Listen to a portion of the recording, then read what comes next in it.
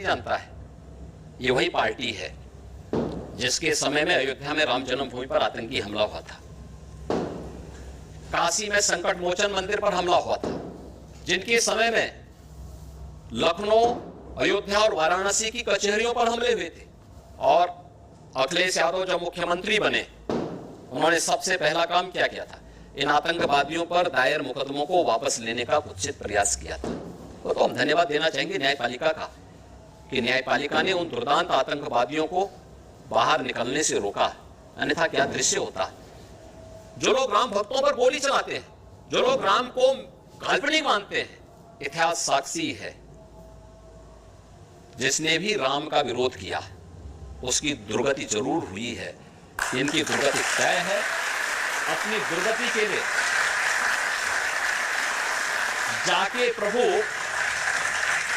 प्रभु दारुण दुख दीना, ताके मति पहले हर लेना। तो यह स्थिति इनके साथ भी है। प्रभु ने उनके लिए दुख ही लिखा है, क्योंकि उन्होंने देश को दुखित किया है। भारत की आस्था के साथ खिलवाड़ करके भारत के आस्थावान नागरिकों के आस्था के साथ खिलवाड़ किया है। इसलिए अब उनके लिए शेष जीवन दुखी होने का समय है, क्योंकि जैसा कर्म करोगे वैसे फल भी भुगतोगे। तो अब उस फसल को काटने का समय आ गया, इसलिए वे राम का विरोध कर रहे हैं, राम मंदिर का विरोध कर रहे हैं। जो बयान आया है वो नाना पटोले का, महाराष्ट्र में कांग्रेस के अध्यक्ष हैं। उन्होंने कहा कि जब हम सरकार बनाएंगे तो इस मंदिर को फिर से पवित्र करवाएंगे, इसको गंगा जल से धोएंगे। पहले अपने आप को तो पवित्र कर ले।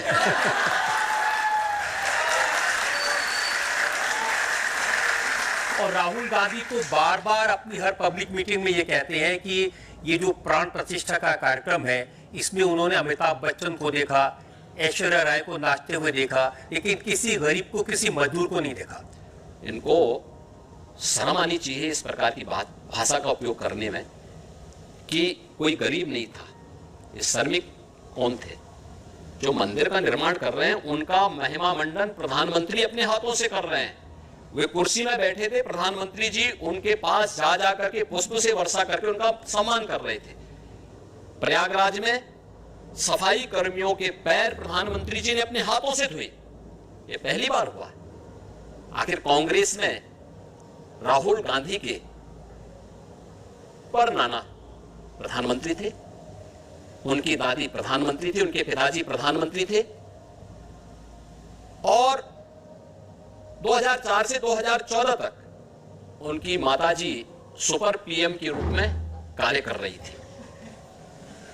आखिर इस दौरान कभी इनको किसी